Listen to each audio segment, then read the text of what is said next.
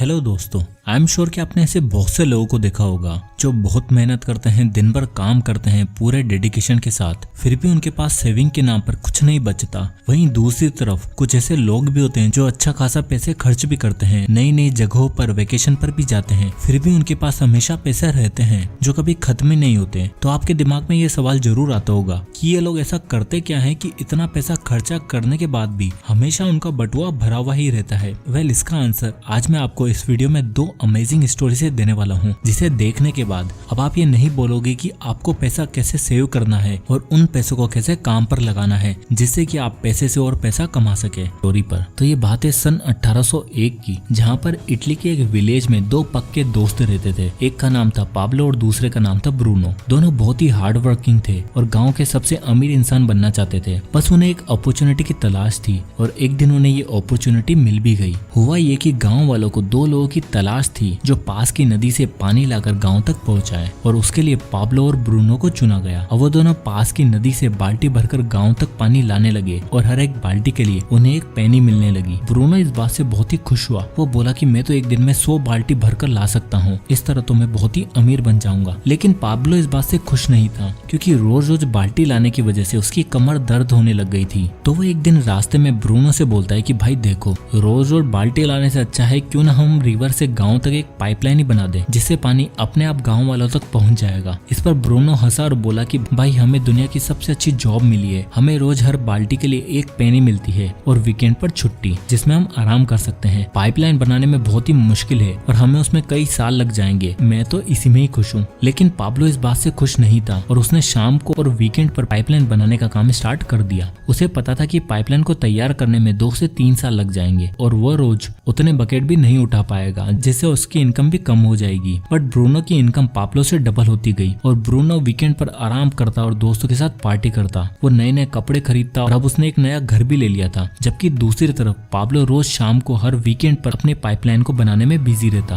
अब गांव वाले पाब्लो का मजाक उड़ाते और उसको पाब्लो द पाइपलाइन मैन कहकर चिढ़ाने लगे, और ब्रूनो की इनकम बढ़ जाने से लोग उसकी काफी तारीफ करने लगे और लोग उसे मिस्टर ब्रूनो कहकर इज्जत देने लगे। लेकिन पाब्लो इससे निराश नहीं हुआ और उसे पता था कि शॉर्ट टर्म का पेन लॉन्ग टर्म का गेन है, इसलिए वो काम करता रहा। दिन महीनों में बदल गए। स्टार्ट में पाब्लो के काम में कुछ खास फर्क नहीं दिख रहा था, लेकिन धीरे धीरे पाब्लो की पाइपलाइन आधी बन गई। अब पाब्लो को आधे रास्ते से ही बकेट से पानी ले जाना पड़ता था, जिससे उसका टाइम बचने लगा और वो पाइपलाइन पर काम करता रहा। वहीं दूसरी तरफ रोज रोज बकेट उठाने की वजह से अब ब्रूनो की हालत खराब होने लगी। अब वो रोज उतने बकेट नहीं उठा पा रहा था जितने वो पहले ला रहा था। अब कुछ सालों बाद पाब्लो की पाइपलाइन तैयार हो गई और गाँव वालों को जब चाहे पानी मिलने लगा, और जितना पानी गाँव वाले उस पाइपलाइन से लेते पाब्लो को उतने ही पैसे मिलते। अब पाब्लो जब सो रहा है, पार्टी कर रहा है या फिर वेकेशन पर एंजॉय कर रहा है, तब भी वो कमा रहा होता था। अब पाइपलाइन बनने की वजह से ब्रूनो का काम बिल्कुल बंद हो गया और वो बेरोजगार हो गया। अब गांव वाले ब्रूनो पर हंसने लगे और उसे ब्रूनो द बकेटमैन कहकर बुलाने लगे। अब ऐसा इसलिए हुआ क्योंकि ब्रूनो ने लॉन्ग टर्म नहीं सोचा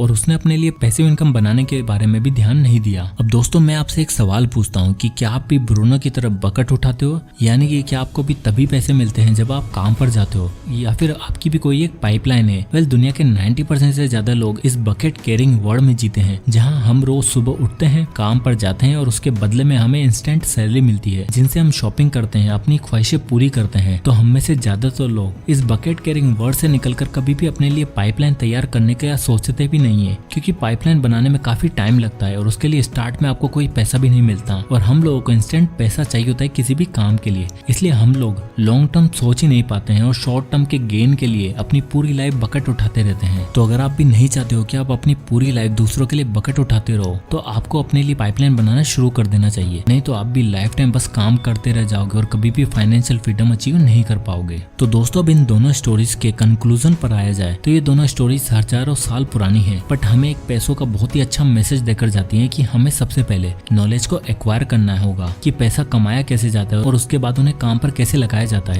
उसी तरह पाब्लो ने भी अपने लिए एक पाइपलाइन तैयार की, यानी अपने लिए पैसिव इनकम का सोर्स ढूंढा, जिससे वो काम नहीं कर रहा होता था तब भी वो पैसा कमा रहा होता था। तो अगर हमें भी फाइनेंशियल फ्रीडम अचीव करनी है तो हमें भी इन सारी बातों को हमेशा फॉलो करना चाहिए। तो दोस्तों, आई होप कि ये वीडियो आपको पसंद आया होगा, और अगर पसंद आया हो तो लाइक करें और ज्यादा से ज्यादा लोगों तक शेयर करें, और इसी तरह के फाइनेंशियल नॉलेज के लिए चैनल को सब्सक्राइब करें और हमें कमेंट करके बताइए कि मैं नेक्स्ट वीडियो किस टॉपिक पर बनाऊं। तो मिलते हैं नेक्स्ट वीडियो में, तब तक के लिए जय हिंद।